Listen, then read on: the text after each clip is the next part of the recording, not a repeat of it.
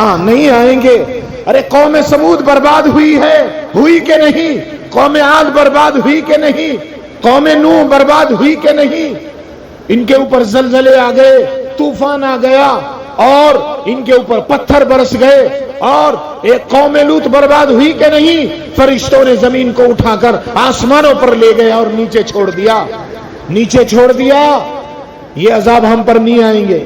تم بھی یہی سوچتے ہو، ہم بھی یہی سوچ رہے ہیں، یہ عذاب ہمارے اوپر نہیں آئیں گے۔ جو مرضی علماء کو گالیاں دیں، جو مرضی دین کے بارے میں کچھ بھی بول پڑے، یہ عذاب ہم پر نہیں آئیں گے۔ جو کام جس اعمال بد کی وجہ سے قوم سمود برباد ہوئی تھی، جن اعمال بد کی وجہ سے قوم لوط برباد ہوئی تھی، جن اعمال بد کی وجہ سے قوم نوح برباد ہوئی تھی، بتاؤ وہ سارے کے سارے اعمال آج ہم انجام دے رہے ہیں یا نہیں؟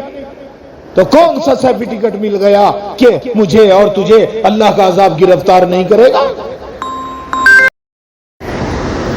تمہیں نہیں معلوم کتنی مشکلات سے گزرنا پڑتا ہے۔ ایک مولانا صاحب مجھے دکھا رہے تھے کہ 2 مہینے کا بل مدرسے کا 65,000 روپے آیا ہے۔ 65,000 روپیہ!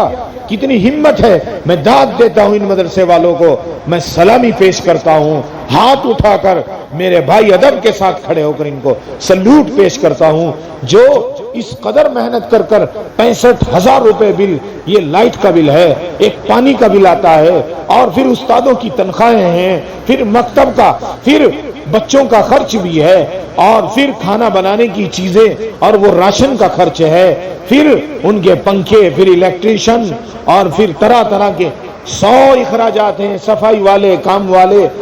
میرے بھائی ان کی ہمت کو ہم سلام کرتے ہیں۔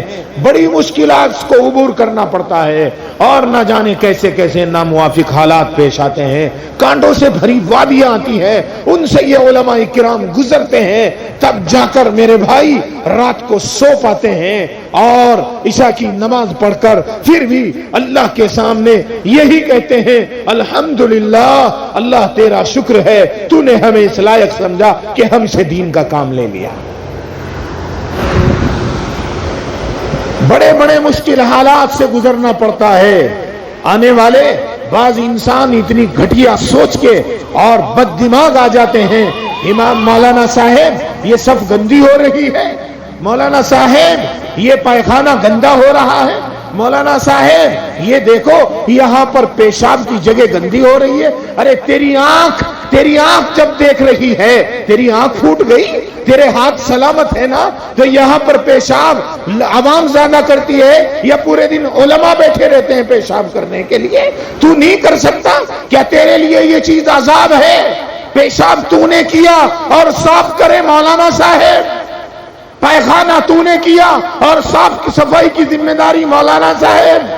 شرم کرو، اور شرم کرو، ڈوب مرو اگر شرم ختم ہو گئی ہے تو۔